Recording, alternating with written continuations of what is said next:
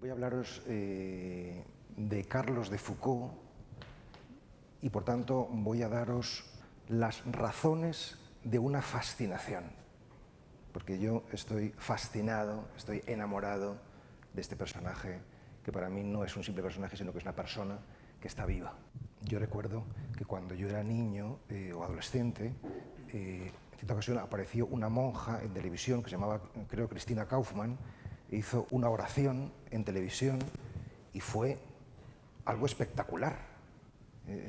Media España se conmovió ante esta oración, ¿no? Y a veces cuando yo entro en las iglesias y hago mi oración y veo que otras personas están rezando, me conmuevo, es decir, me muevo con ellos, digo, caramba, también ellos pretenden estar en contacto con la trascendencia, con el misterio, ¿no? El legado de Carlos de Foucault es extraordinario por la sencilla razón de que ha puesto palabras a un modo de relacionarse con Dios. Y entonces lo que voy a hacer va a ser daros 6 claves que son aquellas en las que yo sintetizo lo que Foucault supone para mí. Esas claves son: la primera, la aventura; la segunda, el desierto. No están por orden de importancia, sino así como me han venido. La tercera, la amistad. La cuarta, el descendimiento. La quinta, la adoración. Y la sexta, el rostro. Entonces son estas las 6 palabras de las que quiero hablaros, que es, para mí resumen el legado de Carlos de Foucault a la historia de la espiritualidad, a la historia de la humanidad. Comenzamos entonces por la aventura. Después de 2 años que he dedicado a la vida de Carlos de Foucault, intentando no solamente leer todo lo que había publicado sobre él y de él, sino viajar a donde él vivió y vivir en la medida de lo posible como él vivió, después de 2 años con esta disciplina, yo me pregunté, ¿pero por qué a mí me seduce tanto este hombre? O sea, ¿por qué me llama tanto la atención? Y concluí que la razón por la que Carlos de Foucault me toca tan profundamente es fundamentalmente esta, por 3 razones. Primera, porque fue un hombre que escuchó su conciencia. Y eso es algo bastante raro. Vivimos normalmente en la superficie, vivimos fuera de nosotros, no hacemos la aventura interior y por tanto no nos escuchamos. Él escuchó su conciencia. Segunda razón por la que Carlos de Foucault me atrapa, porque no solamente escucha su conciencia, sino que la obedece, lo cual todavía es más raro. Y nosotros a veces sí que escuchamos la conciencia de lo que tendríamos que hacer o vivir, pero solamente la obedecemos de vez en cuando, si es que la obedecemos alguna vez. Y tercera y última razón, porque no solamente escuchó y obedeció su conciencia, sino que hizo de esa escucha y de esa obediencia estilo de vida. Obedeció su conciencia siempre, siempre estaba despierto y siempre secundaba las mociones más íntimas de su interior. Y esto es algo que nosotros hacemos rarísimo. Su vida es totalmente inédita, insólita. Y esto es algo extraordinario, porque normalmente todos nos parecemos a alguien, pero Foucault no se parece a nadie. ¿Y qué significa que no se parezca a nadie? Significa que ha hecho la aventura de ser él mismo. Y yo estoy convencido de que en la medida en que nosotros hiciéramos la experiencia de escuchar nuestra conciencia y de obedecerla y de hacer de esa obediencia estilo de vida, seríamos todos muy diferentes unos a otros. Y la diferencia es un gran regalo, porque es lo que posibilita la unidad. Gracias a que somos diferentes podemos estar unidos, porque si fuésemos iguales no hay unidad, lo que hay es uniformidad, que es muy distinto. Y por tanto Carlos de Foucault supone para mí una invitación a vivir no desde la seguridad o desde el riesgo, sino desde la aventura, de obedecer el corazón, de obedecer la conciencia. Hizo de su vida una obra de arte. Se preocupó de dejar no solamente un legado espiritual, sino un legado vital. Y esto me parece muy importante, porque él vivió de modo muy apasionado, es decir, con una gran pasión. Pasión no significa solamente algo que te gusta mucho, sino algo que te hace padecer. Él sufrió por su amor, ¿no? Entonces, por eso digo que él es un ejemplo de cómo la fe, en este caso la fe cristiana, no fue para él algo puramente mental, es decir, un credo, una doctrina que se profesa con la cabeza y con los labios. No fue tampoco algo simplemente cordial, que ya sería una gran cosa, es decir, una fe que se pasa de la cabeza al corazón, sino que fue, además de una fe mental y una fe cordial, o más allá que eso, una fe carnal, es decir, la encarnó. Podríamos decir incluso que le estigmatizó, le marcó. Cuando alguien se cree algo de verdad, cambia el rostro, luego hablaré del rostro, se cambia físicamente. El poder de la fe, el poder de la convicción, el poder del entusiasmo es tal que te cambia físicamente. Y de hecho todos llevamos en nuestra cara nuestra historia, nuestros dolores, nuestras huellas, nuestras sombras, nuestras luces, ¿no? La segunda es el desierto. Y comienzo este punto diciendo que no fue Foucault quien me llevó al desierto, sino el desierto quien me llevó a Foucault. Todos en la vida atravesamos desiertos, atravesamos momentos difíciles, áridos, de crisis, de dificultad, y en esos momentos pues uno se siente solo, evidentemente, se siente en el desierto. Y en uno de ellos, en el último, en torno a cuando yo tenía 40 años, apareció en el horizonte de mi vida Carlos de Foucault. Pero fue el desierto el que me condujo a él, ¿no? Y tener un amigo en el desierto, en la crisis, es un tesoro. Es un tesoro.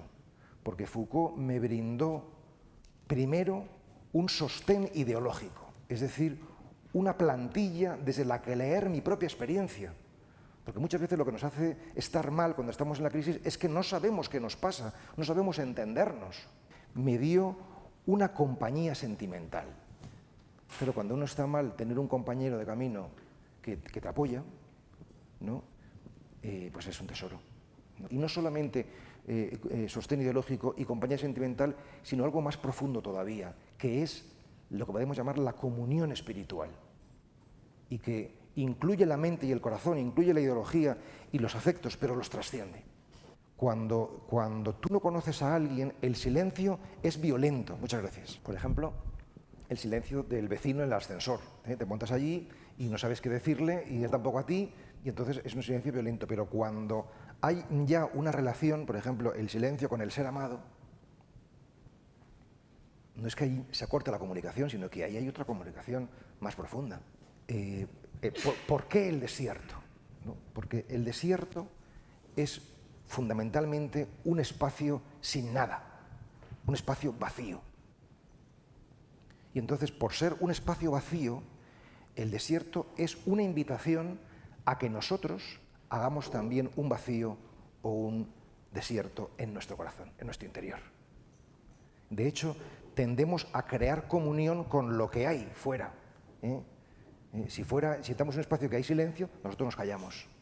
Si estamos en un espacio donde hay fiesta, alegría y baile, pues nosotros nos metemos inmediatamente y el desierto es una invitación justamente a hacer desierto en el corazón, de tal modo que ese lugar escénico, escenográfico, era algo así como un espejo de lo que era el alma de Foucault.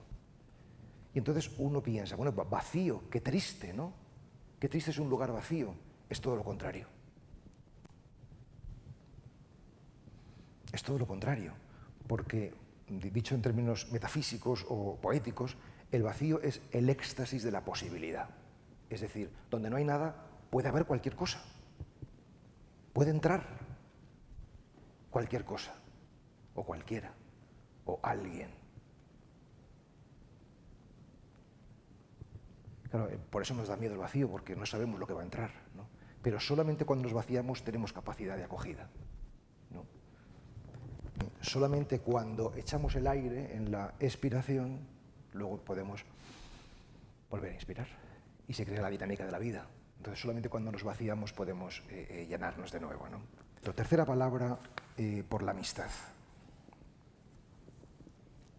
Foucault es un personaje muy extraño porque por una parte es el arquetipo del ermitaño y del monje, por tanto un hombre solitario, pero por otra parte es el arquetipo del comunicador, porque él no se fue al Sáhara para estar solo y para tener tiempo y espacio para rezar, sino que se fue al Sáhara para estar cerca de las personas que él consideraba que estaban más lejos de Dios, para estar con los más pobres de la tierra.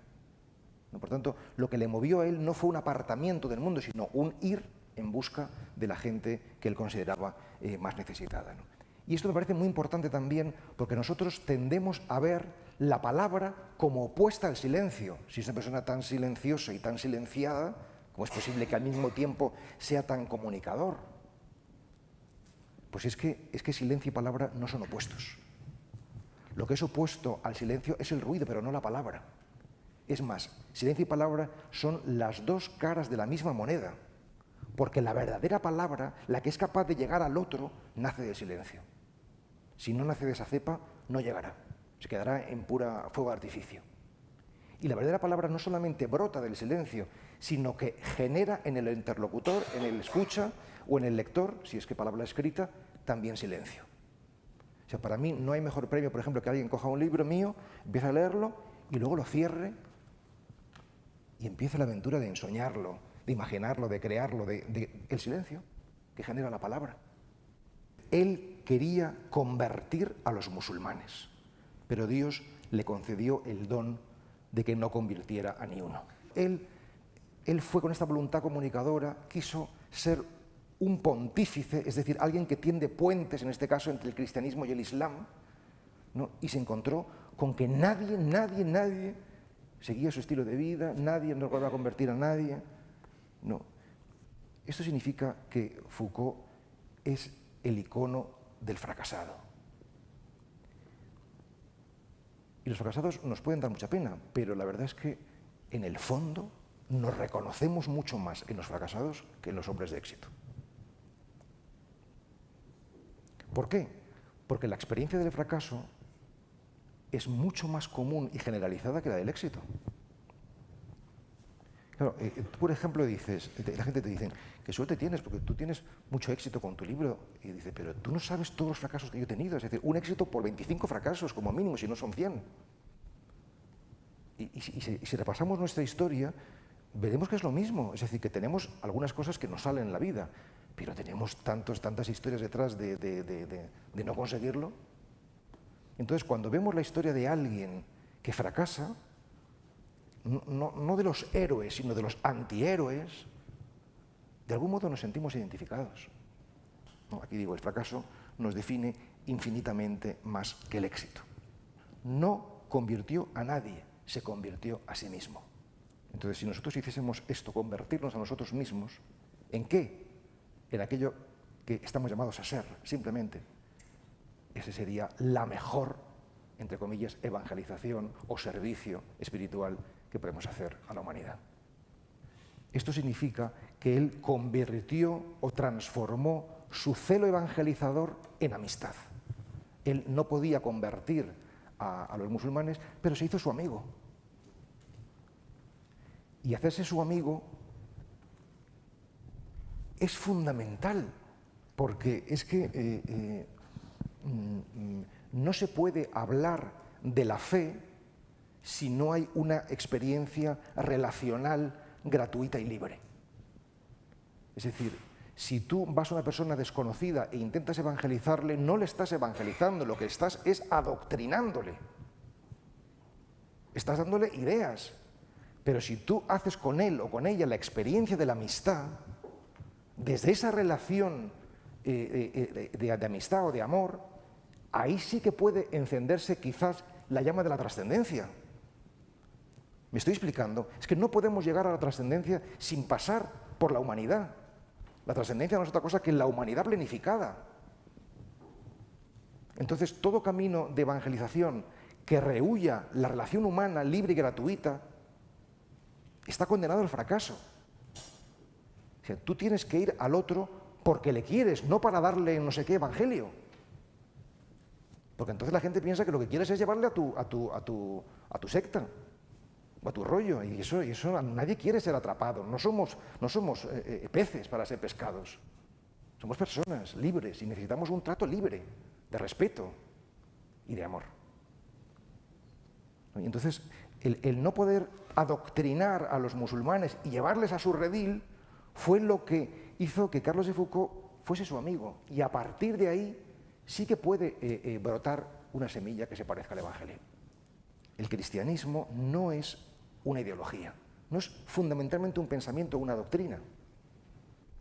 Ni siquiera, si queréis, es fundamentalmente una moral o una práctica, por ejemplo la del amor, sino que es una experiencia, que es la de sentirse amados y, por tanto, vivir entregándose. Y así como las ideologías podemos discutirlas, podemos estar de acuerdo o no estar de acuerdo, tú eres de estos, yo soy de aquellos, pero en la experiencia de la importancia y la necesidad de sentirse amados y de amar, ahí comulgamos todos. Ahí comulgamos todos.